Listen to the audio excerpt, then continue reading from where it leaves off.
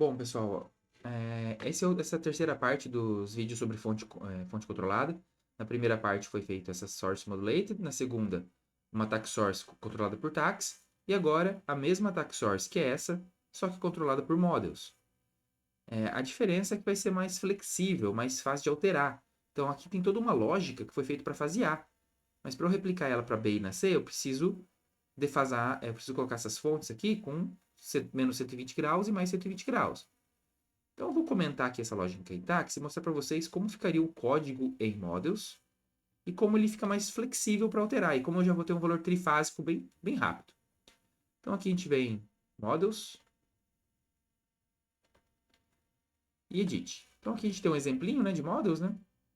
Vamos chamar aqui de, sei lá, fonte. Princípio data eu vou deixar igual, o input eu não vou usar, então já posso deletar.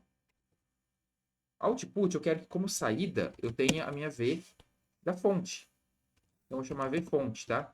Então, vai ser fase A, B e C. Ou 1, 2, 3. Então, vai ser um vetor. Também vou chamar esse cara de variável aqui. Condição inicial também não vou usar nesse caso, então eu posso remover. E de exec, vamos começar simplesmente fazendo os sinais. Então, V fonte da fase A vai ser igual a 100, e na terceira, por exemplo, vezes cosseno de 2 vezes π vezes a frequência. Eu vou deixar como 60 aqui, eu posso deixar como variável se quisermos. Mais ângulo de zero. Fase B e C, praticamente a mesma coisa. A diferença é que eu vou ter que pôr o 2 para B e o 3 para C, e o ângulo muda. Então, o ângulo da fase C é menos 120. E da fase da B, né? E da C é mais 120. Porém, esse cosseno eu calculo em radianos, então eu preciso fazer a conversão. Rad converte esse 120 para radianos. Aqui também.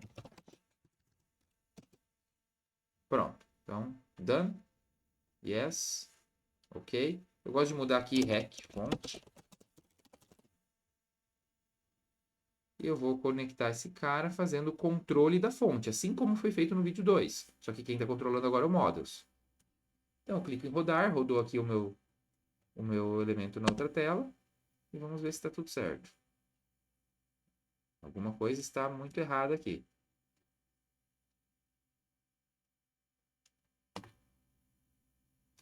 Perdão, pessoal, esqueci do D, né? Então vai ficar um valor constante mesmo. Viram que ficou fixo, né? Ficou constante, ficou com o valor inicial. Agora rodando aqui, de novo. A gente já conseguia ver, ó, que os valores, se vocês voltarem um pouquinho no vídeo, vão ver que o valor aqui estava travado ao longo do tempo. Agora ele está variando. Então já era o indício que tinha dado errado. Então quando eu dou um refresh, agora sim.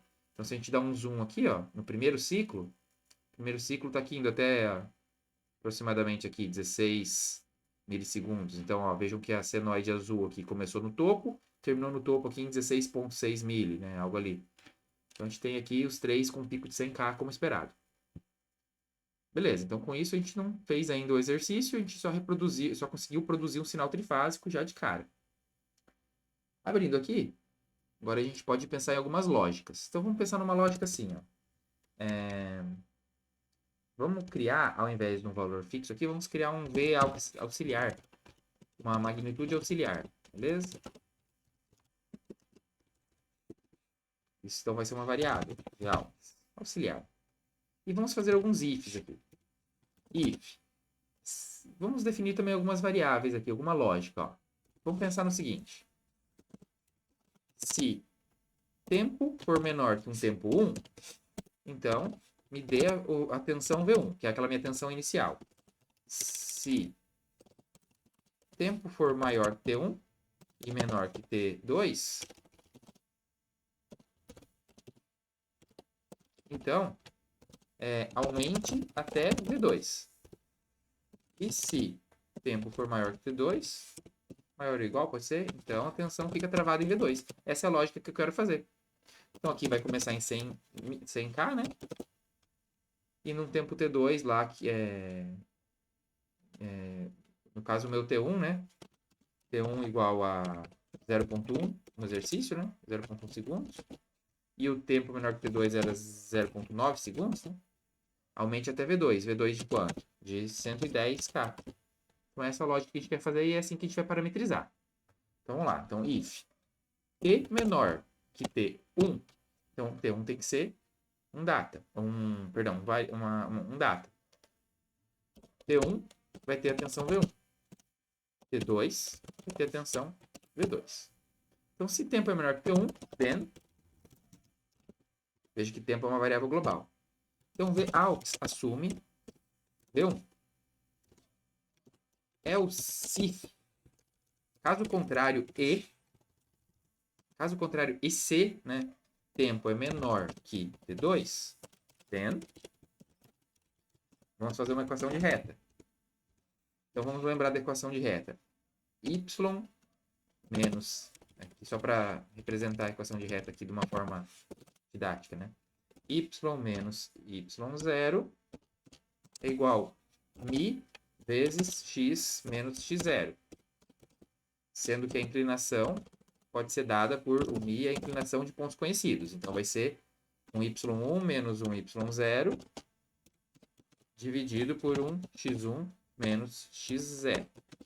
Então, aqui a gente tem que fazer a equação de reta se o tempo é menor que t2. Porque enquanto ele era menor que t1, entrou aqui. Agora, ele só vai entrar nesse if se for maior que t1 e menor que t2, né? Então, nessa fase, o Vaux vai ter que assumir a equação de reta, que vai crescendo entre V1 e V2. Então, como é que ficaria essa expressão? Primeiro, eu uso a inclinação. Inclinação dos pontos conhecidos, né? V2 menos V1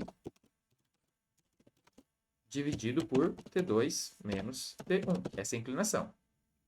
Tudo isso vezes o valor do tempo. Então, porque a minha variável aqui é o meu x, né? Então, eu vou fazer aqui t menos o t inicial que começou esse processo, que é o t1. Isso mais a minha condição inicial, que é o v1. Então, brincando um pouco com a equação, se vocês forem trabalhar ali, vocês vão perceber que eventualmente acaba sendo isso. Else, então, caso passou o t1, passou o t2, então, caso seja maior ou igual a t2, então vai entrar nesse else. Nesse caso, Vaux recebe V2. End if. Pronto. Lógica da equação de reta montada. As variáveis V1, T2, T1, V1, T2, V2 estão aqui. A princípio, tudo certo. Vamos ver. Uma atualização dos dados aqui, né? Então, T1 vai ser 0.1 quando vai começar. V1 vai ser 100 e na terceira. T2, 0.9 segundos. E V2, 110 e na terceira. Ok. Rodou. Simulação rodou sem problemas. Vamos ver um refresh. Parece que funcionou. Vamos dar uma olhada aqui. Então, até 0,1, valor fixo. Mudou. De 0,1 até 0,9 foi crescendo. Realmente aconteceu. Realmente dá para ver que cresceu. E quando chegou aqui em 0,9, travou no valor de 110. Vejam que isso aconteceu para as 3 fases. Foi bem tranquilo de fazer. Agora, olha que fácil. Se eu quiser mudar os valores. Poxa, vamos fazer mais rápido essa subida. De 0,1 até 0,3. Subindo para 130. E na terceira. Roda aqui rapidinho. Atualiza o gráfico. Olha lá a subida. Então, em 0,1 até 0,3, ele subiu de 100 para 130. Então, a gente consegue fazer essas brincadeiras. Se quiser vir aqui no Models e dar uma mexida em outra parte, colocar alguma outra variação, né? Isso também é possível. Também tem outros jeitos de mexer com isso aqui sem fazer tanto if. A gente poderia fazer uma lógica na qual faz uma combinação de lógicas de multiplicação.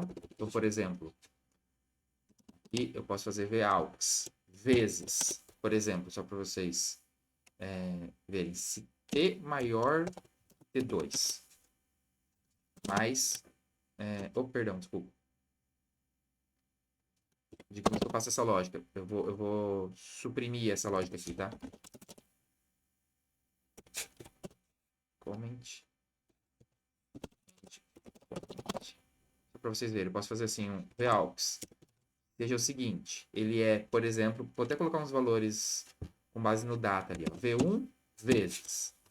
Vai ser V1 se tempo for menor que T1, mais T2 vezes tempo maior que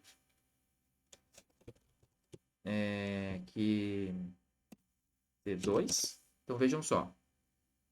Desculpa, pessoal, aqui, ó. Se tempo for menor que T1, então se o tempo for menor que T1, então aqui vai sair a resposta booleana 1. Então, V1 vezes 1 vai dar V1. Se o tempo é menor que T1, ele não é maior que T2. Então, a resposta booleana disso é 0. Então, aqui vai ficar V1 vezes 1 mais V2 vezes 0. Vai sobrar V1. Então, a gente pode usar esses elementos booleanos. Então, digamos que eu faço aqui essa lógica. Se o tempo é menor que T1, a resposta vai ser V1. Se o tempo é maior que T2, a resposta vai ser V2. Claro, só vai ser verdade se eu fazer com que T2 seja maior que T1. Senão a lógica pode errar. E eu posso adicionar um a mais aqui fazendo o seguinte. Me dê o número 150 aí na terceira, se tempo é maior que T1 and, né, tempo menor que T2. Vamos ver o que vai acontecer? Só para não ter problema, vou deixar a igualdade aqui. Se tempo for menor ou igual.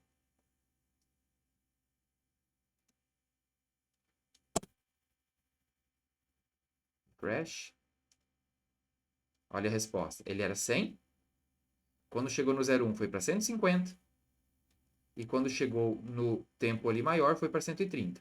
Então, a lógica bateu certinho com os dados que eu deixei entrado. Então, o Models ele é bem flexível. Ele tem formas de a gente trabalhar com ele, né? Pelos ifs, ou fazendo algo assim. Vejam que toda essa lógica do 150 poderia ser a minha expressão, né? Eu posso embutir toda essa expressão aqui dentro de um parênteses. Aqui, ó. E agora a resposta vai dar igual aos ifs.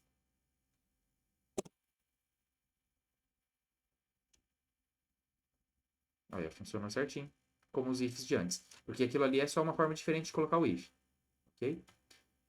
Então é isso, pessoal. Essas são as 3 formas de a gente fazer uma fonte controlada.